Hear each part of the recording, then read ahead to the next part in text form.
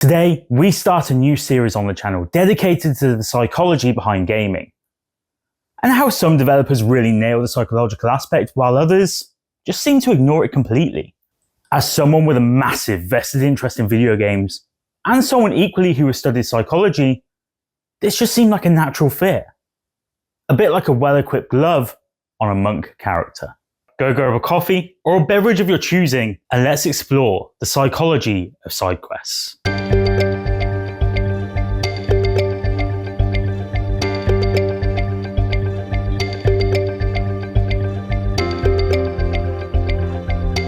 Have you ever sat and made a to-do list and found that you completed the vast majority of your tasks, whereas if you just talk it through with yourself you maybe complete half of what you set out to do? This is because a built-in, innate part of our psyche wants us to complete tasks. It's called completion bias, and completing that task gives us a little hit of dopamine that we've been accustomed to crave. This dopamine releases, and gives us that little rush. A feel-good feeling that we then want to replicate further as it just feels so damn good, and that makes us want more. You may find that's why when you work from a list you'll probably do the small meaningless jobs first. Those hits of dopamine keep on coming, and so ticking off the small jobs feels good. Looking down that list and seeing 6 things completed is better than seeing one big job completed. That is the very basis of how video games work. You will have a big overarching storyline, and then smaller subplots or side quests. When a game gets the balance right, you'll find yourself wanting to tick all of the small boxes and then put a tick in the big box on the main quest directly after. But when it gets it wrong though, side quests become a forgotten relic in a world where we want to drive the car as quickly from point A to point B as possible. In this video, we're going to be looking at the psychology of side quests, and why they're so important to game design, and more importantly, which games do this very well, and which games miss the mark completely. It goes without saying, these examples are going to be very subjective and based on my own play history. So if you think you've got some games that balance side quests perfectly, then get in the comments below and let me know. And of course, as usual, remember to subscribe to the channel. The year is 1986, and of course I'm starting the video with The Legend of Zelda. Because if you've ever watched any video from me on any channel ever, you'll know that this is my favourite game franchise. The game launched on the NES, and in theory offers the first proper instance of open-worldedness gaming has ever seen. Actually, no, not true. Oh, for God's sake, me. Of course you come in and be a smart ass and tell me that Perseus and Hydralide was the first open-world game, but I don't know nearly enough about that, so let's just move on to Zelda, where I can talk about effectively how each frame is effectively a new frame in a big open world. We're told very little about where to go. The game just expects us to know what to do and how to do it. And actually this ends up being a problem. The lack of direction makes the game hard to play even in this day and age, some near 40 years on, where we have guides online everywhere. The issue becomes less of how do I get to where I need to go, and more of a choice paralysis that kicks in. What do I do now? This would lay the groundwork. Not immediately of course, but for later generations as worlds got bigger, expanded beyond our own expectations and became more hollow. This is a word that I've used very carefully. Hollow. Not empty. And I clearly make a distinction here. Hollow is like when you have a chocolate egg. The package contains the foil wrapped egg, which you break into with the great expectation of a solid lump of chocolate or even a little treat on the inside of them. I think I got it. Only to find that the egg has nothing. This is in contrast to empty, where the packaging is empty and nothing is inside. These games are wrapped with a lovely tempting wrapper that makes us hope that we, despite 35 years of looking for it and never finding it, will finally find our solid chocolate egg. Whereas emptiness is more upfront. Emptiness in the game world isn't always a bad thing though. Sometimes it can be used to show the sheer isolation your character is experiencing. This is done really well in Kojima's Death Stranding, where you'll seldom see another character throughout the entirety of the game.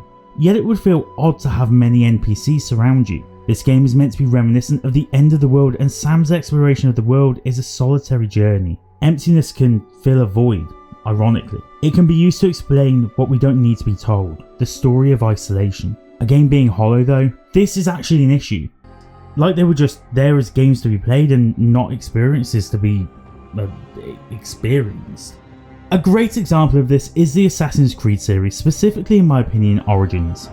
Look, I had a love for Odyssey, but that's because I took a 5-year break between playing Assassin's Creed 3, which I gave up on entirely. Mainly because I didn't like how it felt to play. It lacked personality, and then when I came back to the series, I found that I really enjoyed Odyssey. However, then when I decided to play Origins, I struggled.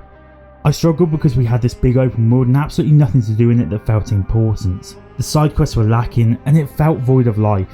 However, that could also be down to the fact that Ubisoft has utterly ran the series into the ground. So how about a series that could never let me down? Final Fantasy. Shall we? There are 2 game series that I love more than any other game series on this planet. Zelda and Final Fantasy. And for as long as I've loved Zelda, I've adored Final Fantasy on an equal footing. I've genuinely played and completed every mainline game so far, and with it going back to an old school route while adding something new to the fold, I figured Final Fantasy XVI would be a great time. Yeah, no, I was wrong. I get it. This game has its lovers, but I'm not one, and the reason for this is actually the side quests. See, it was with this game that I learned something very important. There is one thing in a game worse than having no side quests, and that's having bad ones.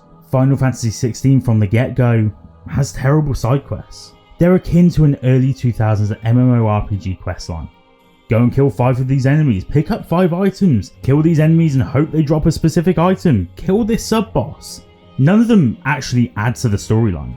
None of them add to the enjoyability, and in the end, I just wanted to skip through them, which is precisely what I chose to do as I got into the final third of the game, realising that my only enjoyment that was coming out of the game was the main storyline, but worse still, having realised that the side quests had literally pulled me out of the world. My immersion was broken because for the 12th time I had to kill another variant of a monster that had only changed its colour palette.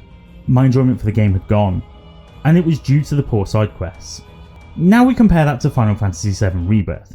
In development for roughly about the same amount of time, from the same main developer, at around the same sort of time, you would think that they would be on an equal footing when it came to side quest design, but it could not be further from that. Of course, Rebirth is designed by a different sub-studio to 16, and it really does show. If 16's side quests drive you further from the world, Rebirth sucks you in more, immersing you further in. Let's take this side quest here for instance, where we're tasked with what should be a really simple quest to find Johnny's doppelgangers, who were created in the main storyline via Yuffie's Jitsu. This wouldn't have anything to do with me using my ninja skills to create a bunch of clones, would it? Johnny's clones have disappeared across Corel, and you need to find them.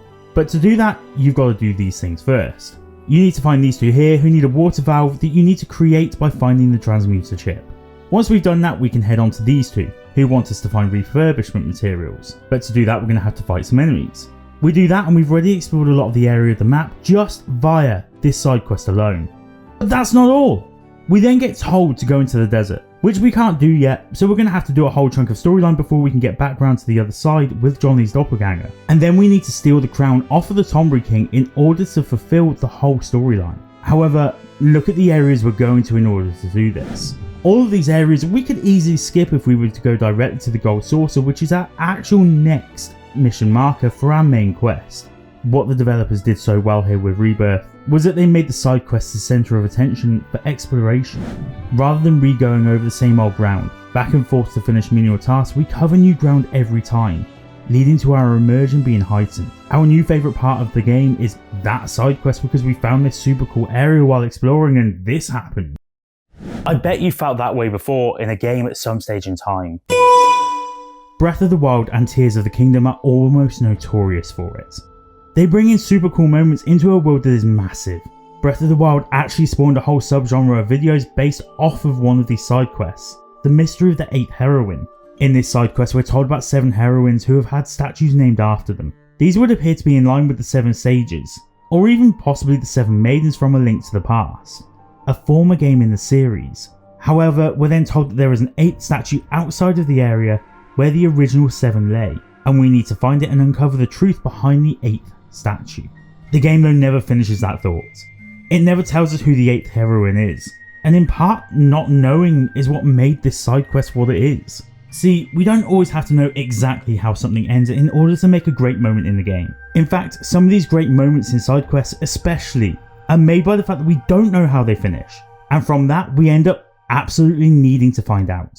This is something called the Zeigarnik effect. In 1927, Bluma Zeigarnik devised a study in which participants were given math problems to complete. However, half of her test subjects were interrupted halfway through the question and were unable to return back to the task that they had set. The findings for this were astonishing. She found that of her subjects, those that were interrupted and unable to finish their task were around 90% more likely to remember the task in full. It goes to show that that game that you didn't finish, the side quests that wrapped up on a cliffhanger, live rent-free in your head until you finish them. Those that finished the side quests were disappointed that we never got to find out who the 8th heroine was, but that was, in part, the beauty of the design of this particular side quest. Not only did it leave fans guessing, but it also led them to speculating, and with speculation comes theorising. With theorising comes YouTube, and with YouTube comes free marketing. And that marketing for Nintendo lasted for 7 years until the next game was released. So Nintendo, they obviously went back to the 8th heroine in Tears of the Kingdom, the follow-up game, and just for the fans they closed this off and... Nope, because that would be all too easy. They left this open once again, feeding us a few nuggets that would make us suspect new characters.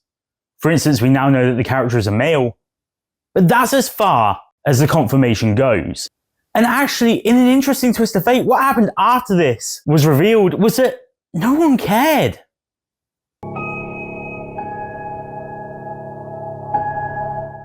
The suspense has been carried on for too long, and the speculation along with it died.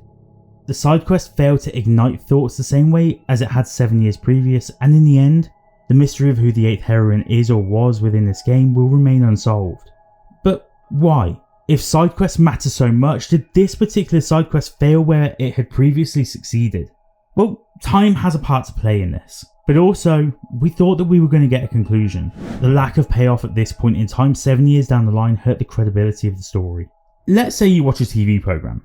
Let's pick on Game of Thrones because that seems like a pretty obvious choice. For 8 years, most of us were captivated by the story told of Daenerys Targaryen and her dragons. For years we sat captivated. The cliffhangers at the end of every single season almost serving the purpose of telling us, by the end of the last season we will have our payoff. Dany will become queen, Jon Snow will finally know something, the Stark sisters will reunite and we'll all live happily ever after. Of course, you all know that isn't what happens at the end of Game of Thrones. Slight spoilers here, as the Lannisters fall under the empire they built. Daenerys nearly becomes queen, but goes insane as per the story of her family before her, succumbing to her fate as Jon kills her, and then gets sent to the wall again, as a punishment come fitting end. And Bran, the three-eyed raven, becomes the strangest choice for king that we will ever experience. This terrible payoff led to people claiming that the last season of Game of Thrones should never have aired. And this same terrible payoff is the reason why people are very quick to slate Tears of the Kingdom for its lore. The side quests that depict and give us all of the lore from the game have nothing in ways of that warm fuzzy feeling that you feel when you complete something. That dopamine rush that we set out to receive every time that we take on a quest in a game or a side quest. That feeling like we're one step closer to a full completion. That feeling is important. And without it the world feels somehow less. The worlds in Breath of the Wild and Tears of the Kingdom are the exact same save for a few cosmetic changes. Yet the side quests, either being carbon clones or offering zero closure somehow, make the world feel less alive and less important than the previous entry. This game is now deemed as one step too far. Maybe it shouldn't have happened.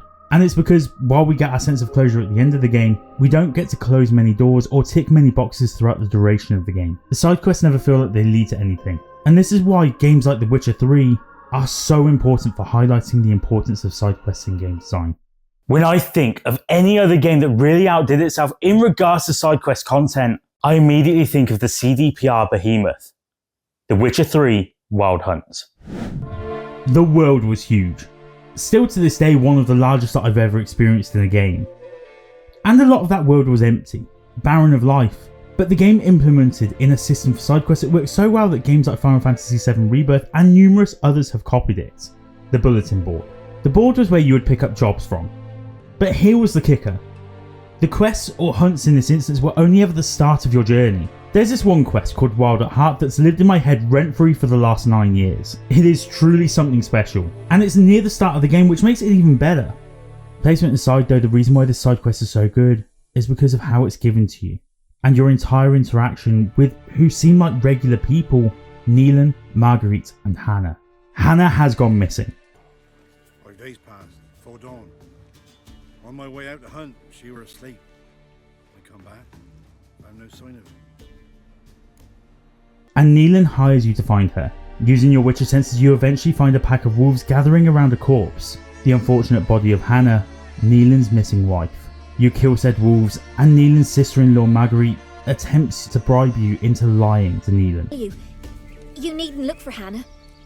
She'd have returned long past were she alive. I'll pay you twice Nealon's pledge. Just tell the man his Hannah's dead. Don't want to know what happened to her?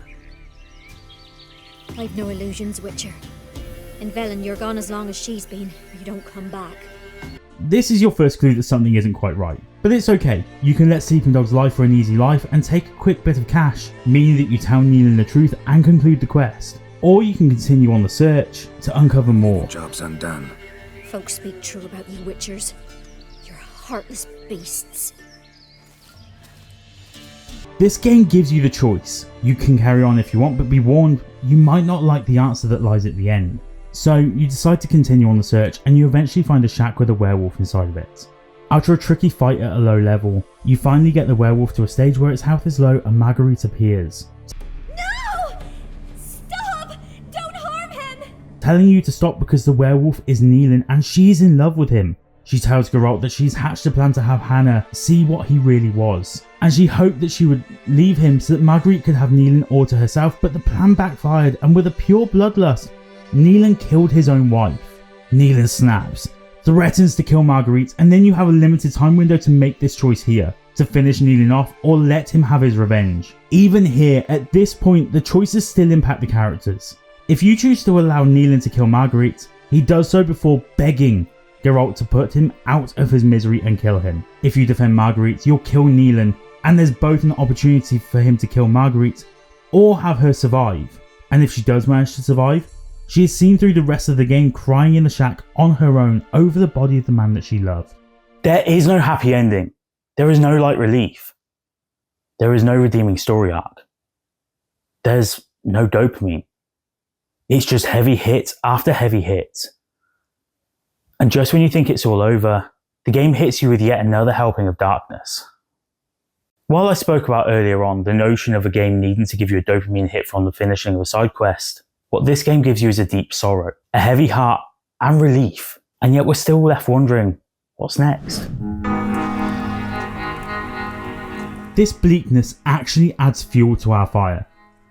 A need, a want to see the world get better, or for some, the need to watch the world burn.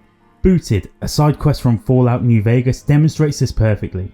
The need to watch the world burn. I'll never forget accidentally taking a wrong turn and ending up at Nipton by mistake, the settlement that this side quest comes from. And it being in the dead of night, I'll never forget seeing the torches from afar, thinking to myself that this was a lovely looking area, a nice sized town. Only to get close and see that those torches were in fact crosses, and that people had been strung up, crucified on the crosses that would then be set alight. My sense of wonderment encroached, only to be completely snuffed out by this feeling of, oh god. This was the first time that I was truly horrified at an act within a video game. And the craziest part is that this area is completely missable. When you get into the town, you're approached by Oliver, who is convinced that he's won the lottery. Yeah! Who won the lottery? I did!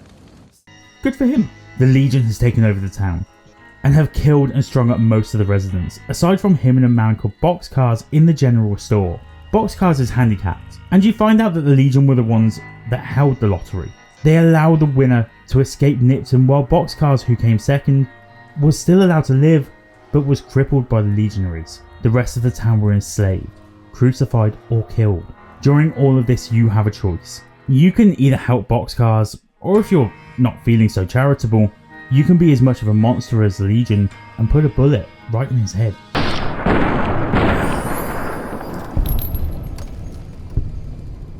This is a prime example. This and the Witcher 3 Wild Hunt side quests that make these sub-missions feel so much more important than the main quest itself. Sure, I remember bits and pieces of New Vegas. Truth is, the game was rigged from the start. But this town, whenever I'm asked about the Fallout games and which is my favourite, is pretty much the sole reason why I will always choose New Vegas. The atmosphere, the choices that you have to make, the way it treats this side quest as if it's a part of the makeup of the main storyline of the game. There's just something undeniable about it. Of course, I've gone through some of the bad and some of the epic optional quests given to us, and the obvious aim of this video is to highlight just how important these missions are to a video game design. But not all video games have these additions. Side quests don't always factor into a game, and some genres as a whole just don't really need them to get by. Metroidvanias are the best example here.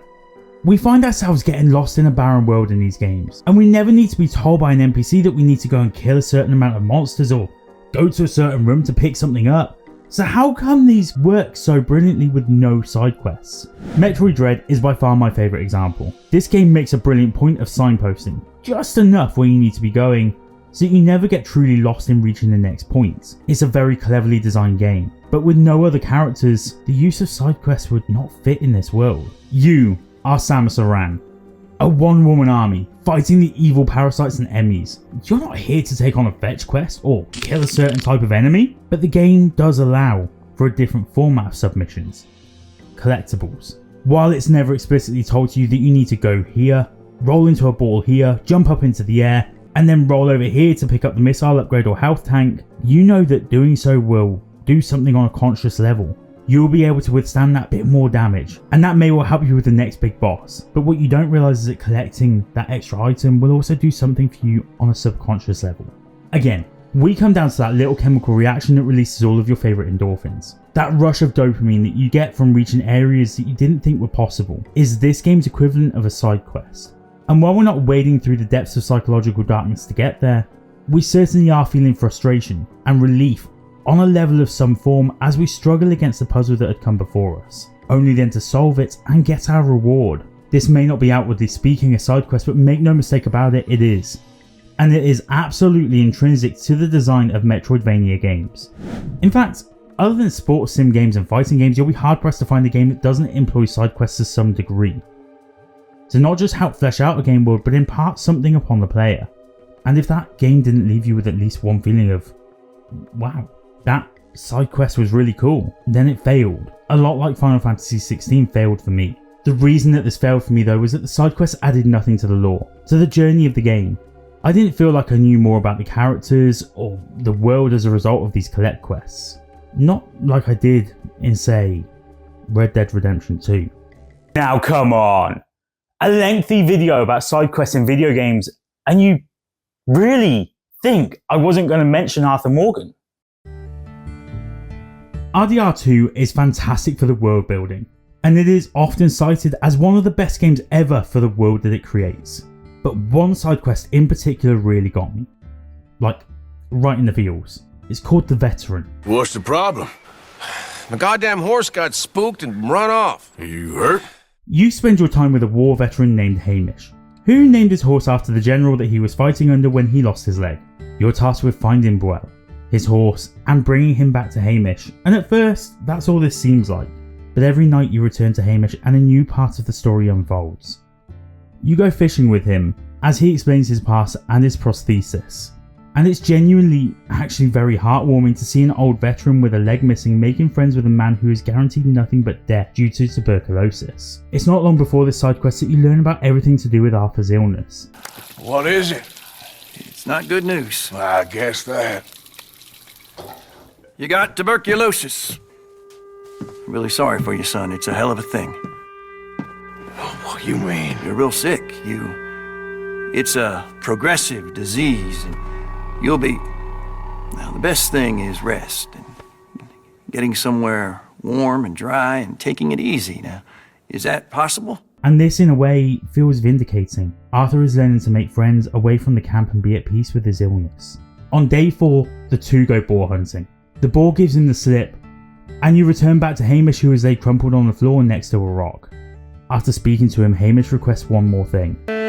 Take a bill for me, would you? He's a good horse.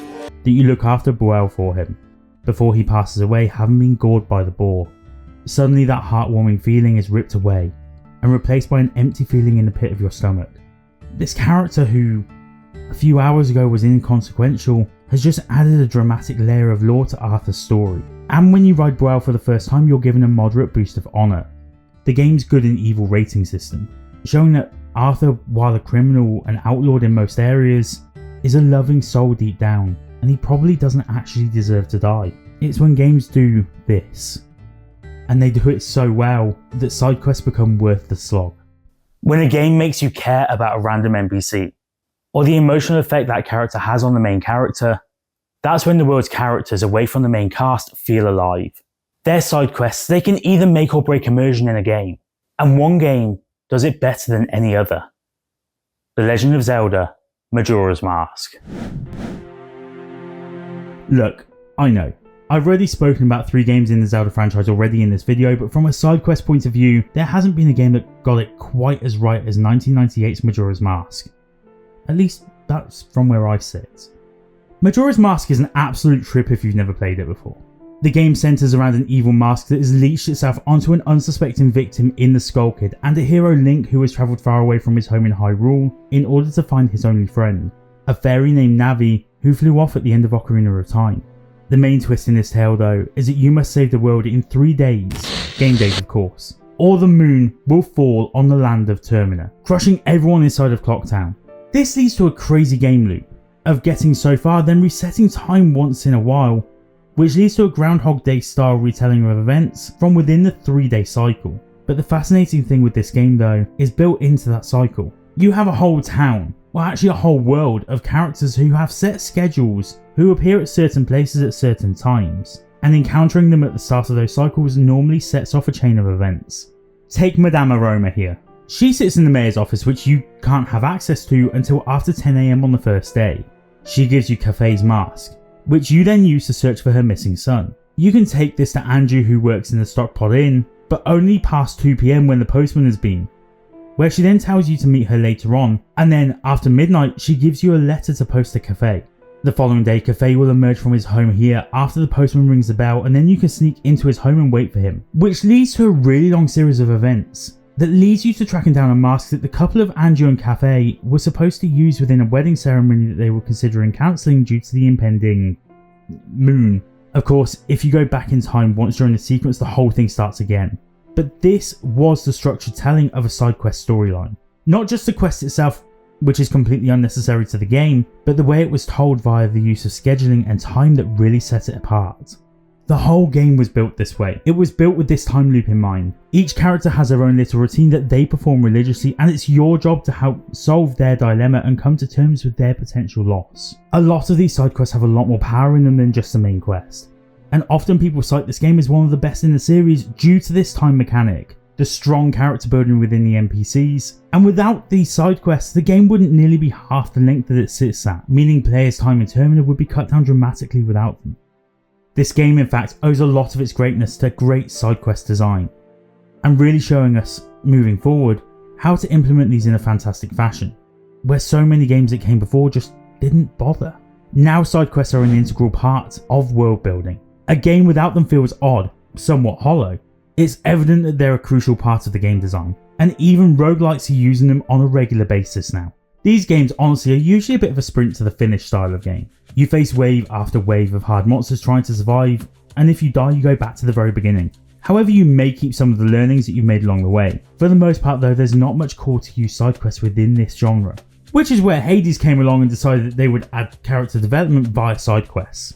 As you advance in your game and die and die and die again, you can build friendships with some of the old Greek mythological characters. One great example of this is the relationship quest, especially that of the story. The gods promised me eternal glory beyond death. Patroclus and Achilles, according to legend, were a couple who were also warriors within the Trojan War. After their king Agamemnon disrespected Achilles by taking a war prize, a young female, away from Achilles, Achilles decided that he wasn't going to fight within the war.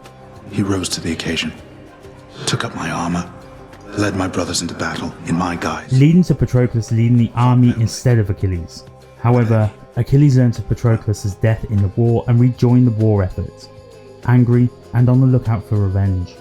This story is told within the dialogue between Achilles, Patroclus and Zagreus, as you build relationships with the two of them. Eventually your work ends up in the two of them reuniting. You learn the history of the two lovers, which is entrenched within Greek mythos, and a rewarding feeling as you help characters find their inner peace. Sometimes a side quest doesn't need to be world changing. Sometimes it just needs to tell a nice story, and that's exactly what they do within the world of Hades. There aren't many of these side quests, but what there is very well told, and nails down the game's own take on mythology of the Greek. Supergiant understand. The number of side quests doesn't matter. We're not padding things out to create filler content for the sake of it. We're using this moment to enhance the experience, to enhance the feeling in our video games. They just get it. They get why it's so important to have great side quests in games while not completely overwhelming us.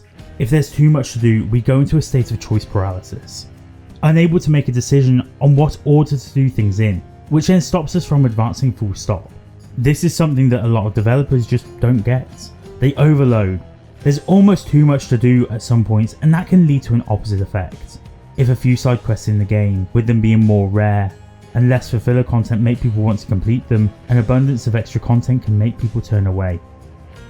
I'm going to go back to Final Fantasy VII Rebirth. The game is fantastic for so many reasons, and many of the side quests are amazing. But there's this sequence in the game. Right near the end of the game, you're tasked with doing this last world tour. This is a normal thing in video games. They make you go back and finish things, or see things that the developer has worked hard to get into the game. The issue here is that this tour is made up of nothing but side quests, and where there were some fantastic extra missions in Rebirth, this sequence starts to show us that if there's too much of a good thing, it can sour the experience. On top of an extra side quest or two in each area, leading to circa 7 extra side quests. Each minigame also gets a new record for you to beat, and then on top of that there's this side quest that sees you have to beat another record set on each game by an NPC. Ladies and gentlemen, this is filler content. Is it high-end filler content? Absolutely. Probably some of the best ever created, but make no mistake about it. If I've got to play 4 minigames twice over, which I've already beaten much earlier in the game, then you're just padding out the ending. Not to mention, there's also this part of the side quest here where you've got to beat 5 battles in succession with monsters that can kill you instantly or petrify you. And yes, while I understand this is all about preparation more than anything, the fights here seem out of balance. They almost seem unfair. With the end of the game and the end of the world according to the game looming, I had several attempts and then took a look at the rest of the game. Decision made. You ready to jet? Let's finish the game. Let's leave the rest of the side quests. This one extra mission killed my desire to finish at least one other 2. I felt done with the game at this point. I just wanted to finish it. I just wanted to be able to put it down. I was tired. No, fatigued. There is such thing as too much of a good thing. This was it, and this was my too much. This kind of fatigue was seen a lot in the late 90s and early 2000s as we turned a corner into 3D gaming. It became the norm for platform games, especially to be littered with filler or padding content. A lot of these games become collectathons, with Donkey Kong 64 setting the very worst example of how to pad a game out. This game set records for how much there was to do in side content. 3,821 things to collect. Nearly 4,000. No. Just no. That feeling. There was too much to do. Killed the likelihood of you ever wanting to replay through the game again. The game became known for being bloated, and full of stuff that just wasn't necessary. It became so infamous for it that in fact, it pretty much single-handedly killed off a genre. The collectathon-based platformer would never truly recover, and for good reason. It shows the very worst bits of side quest psychology. It became mindless rather than clever. It became running around looking for the very last red banana rather than finding something joyous or intriguing. Were the first few puzzles we had to solve actually quite fun? Sure, but by the time we got to the end of the game, tedium doesn't even begin to cut it. And that's what a lot of games in this day and age fail to see through. There is a tedium that goes along with side quests. Sure, they shouldn't ever be as intriguing as the main quest, but when you treat them as equals, or even just one step below the main story beats as possible, you fill the introductions and endings to the quests with character development and lore. And guess what happens then? Your world actually feels alive. When you start to build stories to some of your NPCs rather than them just being there to give you a quest akin to how old school RuneScape worked, then you've started to build a world. Again, I can't help but think back to Rebirth. I know I've gushed about this game enough in this video, but it's because it does something incredibly right with the side quests. Sure, Not all of the content within the quest itself is gold. Sometimes you have a tedious game of chase the chicken, or protect the cat or kill the monsters, but what you have bookending it either side of that content is wonderfully thought out. Every side quest matters. It's why games like The Witcher 3 actually live on in our memories. Without some of these side quests, the game becomes just another game. It doesn't stand out nearly as much, but the side quests, they complete the game. They make it so you feel like you need to 100% the game. That you need to get that platinum trophy. These side quests can be a literal aid in our need to complete everything. I just want to draw attention to this. These games nearly killed me. Kingdom Hearts 1 through to 3. And yeah, I know, that just sounds like 2 games, but it's actually 6 if we just take this collection into account. This series, for the first time, completion bias really came into my focus as a gamer. I've always been a bit of a completionist, and tried to set out a rule that if I get over 60% of all trophies in my first playthrough, then a second playthrough is probably warranted to unlock the rest of the trophies and say I finished it well and truly. These games, each and every one of them, I did this with. I beat them. I got over 60% and then thought, okay, well it can't be that bad to finish it completely, right? I regret every one of my decisions regarding Kingdom Hearts. See, the side content here wasn't amazing, but it wasn't bad, and the boss battles, let me tell you now, that fight against Sephiroth in Kingdom Hearts 1 will be forever etched into my brain. Whoever decided that that was a fair and balanced fight needs to be fired. But that aside, the real reason I need to talk about this is that little thing called completion bias. I saw myself so blind to the game, so enthralled by the Kingdom Hearts games that I failed to see something, that I was playing these just for nostalgia alone. The games were okay. Some of you out there will absolutely adore Kingdom Hearts and will have nothing bad said about the games, but they're cheesy, the storyline makes no sense, and the side content can't save it because, aside from a few standout moments, it's almost non-existent. But I went ahead and fooled myself into thinking that these games were great, even Chain of Memories, which is probably the single biggest grind I've ever had to getting 100% on a game, and was it worth it? No, it really wasn't. It wasn't worth the late nights, it wasn't worth the anger in it, wasn't worth the growling at the TV. Yeah! All it did was make me go off of the Kingdom Hearts series as a series of games. It killed my nostalgia for Kingdom Hearts, and this feels like a pretty good time to make the final point before concluding this video. Side quests and side content can genuinely be the best part, or the very worst part of many games. But should you find a game where the side quests are a work of art like The Witcher 3, don't lose sight of this one piece of advice. Like a bad gambling awareness advert once said, when the fun stops, stop. I always hated that slogan. But seriously, when you're done with playing a game, it's okay to be done even if the side quests or content are incredible. Don't sour your own experiences with a game or let the side quests put you off of playing the game. This is what happened with FF16 for me. I hated the side quests so much, and hate is a strong word, and I really mean it with this one. I hated them so much that I actually had to make a decision as to whether or not I was going to continue playing the game because of them. I actually have a recording somewhere on WhatsApp with a friend, which is exactly why I won't post it on this video, where I question whether or not I should actually continue because of the awful side content. The lack of good content there broke the game for me. Sure, I continued on with the game and beat it just to play out the storyline, but in all honesty the damage was already done. The world felt boring. The side characters had no life behind them aside from a couple who were more annoying than anything, and the whole experience just fell flat as a result. But at the point that I questioned it, it's probably where I should have been done, and I probably should have just moved on. By that point though, I'd put in over 20 hours into the game, and felt the effect of sunk costs and finished it almost out of spite. When you feel like you're done, just be done, is the moral of the story. Even if the side content is good, just let yourself be done, and you can always come back another day. If you've made it this far, then thank you. As a reward for all your hard effort, I've got another side quest to send you on. Up in that corner over there is another video for you to look at. A look at the Pokemon series, and just what Game Freak can do to fix their series. It's not your generic cookie cutter, hey, fix the bugs video though. As I take a really deep look into features used in ROM hacks, fan-made games, and Power World. We need more to do in our Pokemon games.